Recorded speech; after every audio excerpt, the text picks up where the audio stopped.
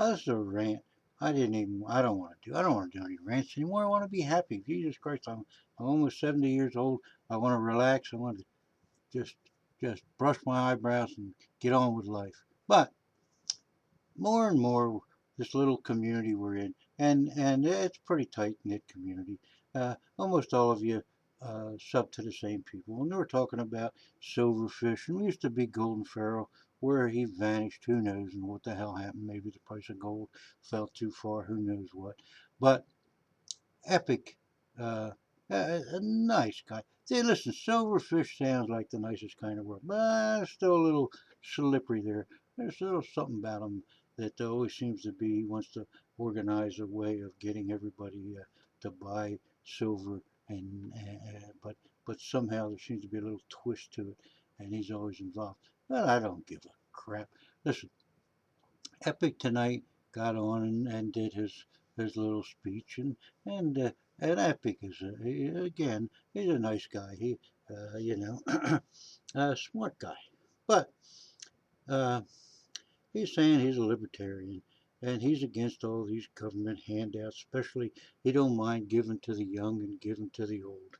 Well, let me tell you, the young and the old are in bad shape, and good for him that he doesn't mind giving to them. But I tell you who's in worse shape, and that is the very people he doesn't want to help. Now, we have the largest unemployment since the Depression, and it's worse than the Depression for the 18 to 30-year-olds. And I'll tell you why. The ones that have no skills are done. They're cooked. But what the hell they're going to do? The Army can only take so many of you. The ones that do have skills and thought they were going to get in the job market really don't have the skills. Look at this year is the worst year in history for graduating people with degrees in law. Yeah, everybody says fuck the lawyers. Well, the lawyers have fucked themselves. There are just too many of them. Now, you take other skills. People that want to become architects are working at McDonald's, or maybe hopefully better jobs than that. But they are because there's overproduced. The state of the construction business is still way down. And what happened? How did this come about? Well, Epic says he doesn't want to give these people a handout. Well, what are you going to do with them? 85% of kids that graduate now have to return home because they have such college debt. And college debt is, as we've talked about before, I hate being redundant, but as we talked about before, is now over $1 trillion. College debt is higher than credit card debt in this country. Now, debt in this is nothing new to the country. We're $17 billion in debt. Now, what happens is, how do we usually get out of debt?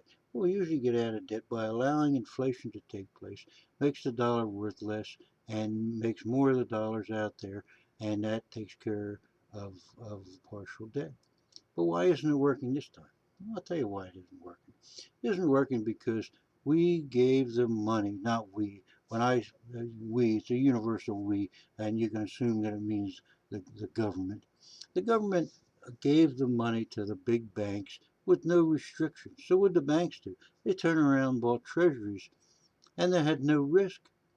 So take Goldman Sachs. They made $10 billion in 1 year just from interest that were paid to them from the government, which they borrowed the money at next to no interest, bought treasuries, and the difference between the no interest loan or next to no interest loan they got from the government and the treasuries gave them $10 billion, and they did nothing. Well, buying treasuries did nothing. If they'd have given that money to the American public, and who's the public I'm talking about? I'm talking about poor people. I'm talking about you and me.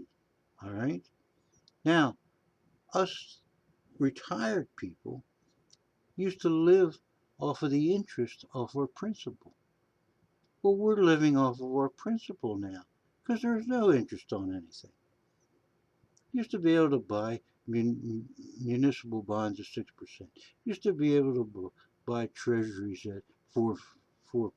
Used to be able to get untaxable dollars at reasonable rates. Now there is no reasonable rates.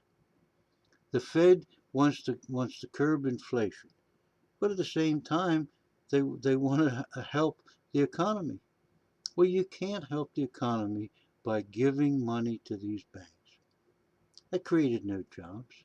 By the banks buying treasuries created nothing but money for the federal government to spend and the banks to give out in bonuses. Now, every bit of our increase in the last 3 years to the gross domestic product has gone to the 0.001%. It hasn't gone simply to the rich, it's gone to the filthy rich. Now take everybody else. Everybody else is taking a cut. Taking a cut in healthcare. Healthcare is up. You talk you talk about inflation, and they say, well, core inflation. We don't count energy and we don't count food. Well, what the fuck is left? Of course, we all know energy costs and food costs are going up. Look, feed me and my mother costs us $200 a week, and my mother eats like a bird. I mean, it's ridiculous that it costs us $30,000 a year just to exist when we pay taxes and everything else. That's crazy, and that's cutting into our principal. It used to be handled by our interests, and and our principal wasn't affected, but now our principal is being affected, and it's being affected in a big way, and it's going on with everybody. But let's get back to Epic. Epic says, oh, let's not give a handout to these people. Well, these people are the ones that need a handout. Listen, in Europe, there's an average of 25% of the people from 18 to 30 are unemployed.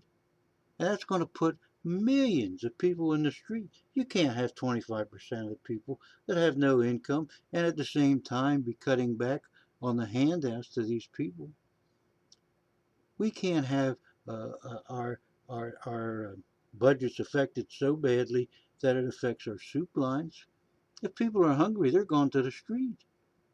Now, how could this have been averted? Well, first of all, if you're going to give the money to the banks, you have to insist that the banks turn around and give people that are creating businesses low interest or reasonable interest loans.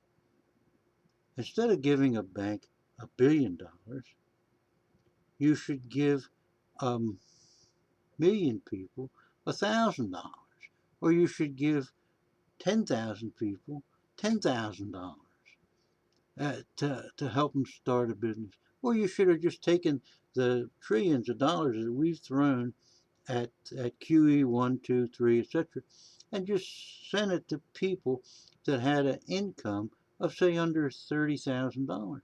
You know what those people would have done with that money? They'd have gone out and spent it because they don't have money.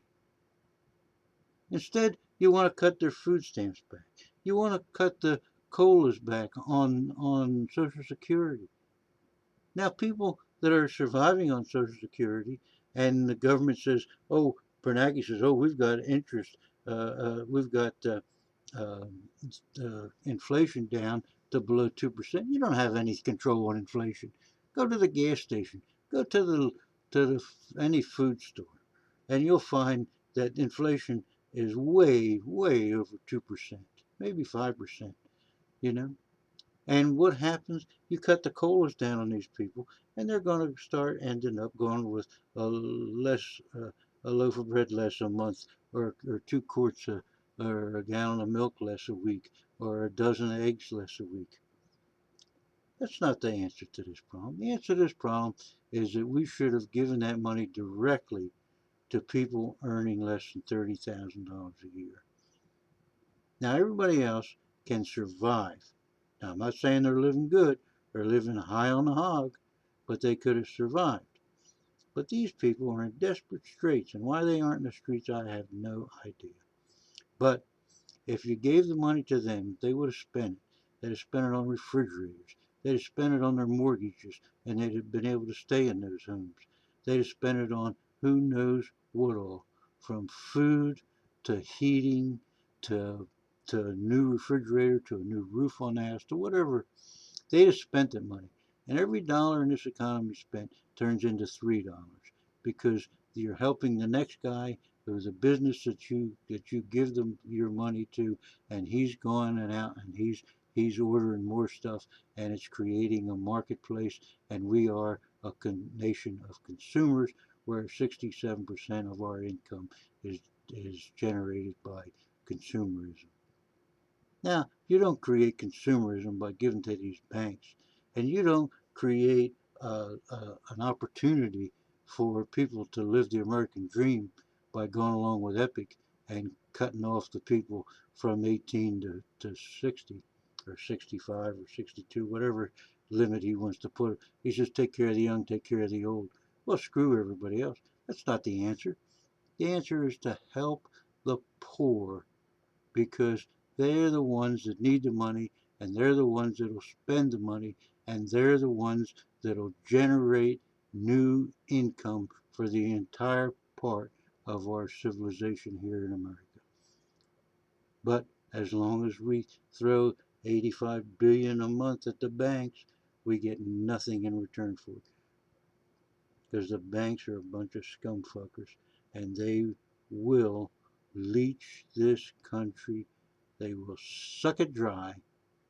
They will leach the green out of the dollar. They will destroy us in the long run, just to let the 0.01% make a bigger and better living. What the hell they're going to do with that money, even they don't.